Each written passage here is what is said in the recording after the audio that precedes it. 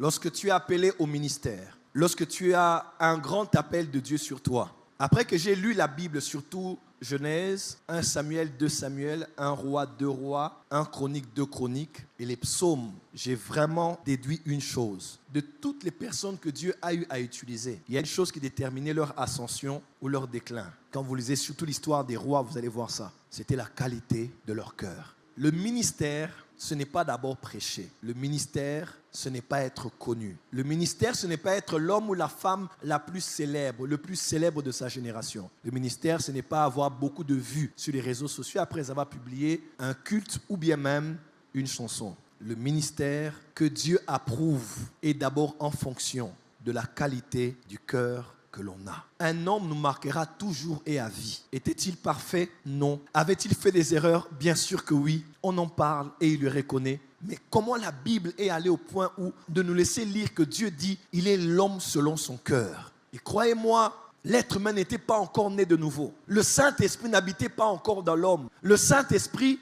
par la parole de Dieu, Ancien et Nouveau Testament, n'avait pas encore formé l'homme nouveau en Jésus-Christ. Par la maturité, à l'image parfaite du Fils bien-aimé de Dieu, que Dieu approuve par-dessus tout. Dans l'Ancienne Alliance, un homme né d'un homme et d'une femme, Dieu l'a appelé l'homme selon mon cœur. Qu'est-ce qui a touché Dieu au point de trouver David et de faire de lui le standard? Il dit, il fera de lui les premiers rois de toute la terre. Psaume chapitre 89. Au point où quand on parle des rois du royaume de Juda, on dit il marcha ou il ne marcha pas comme le fut son père David.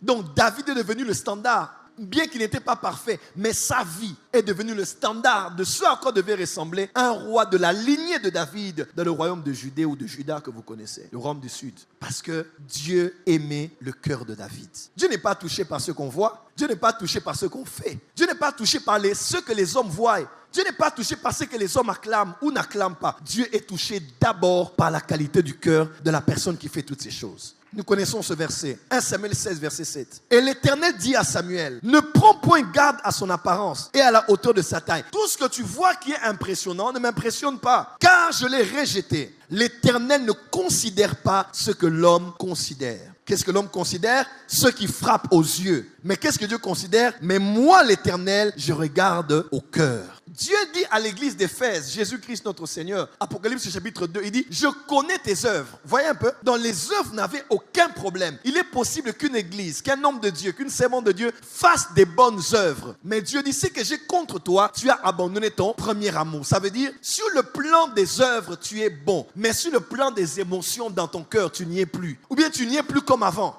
Le problème, ce n'est pas ce que tu fais, parce que c'est bien. Mais le problème, c'est l'état de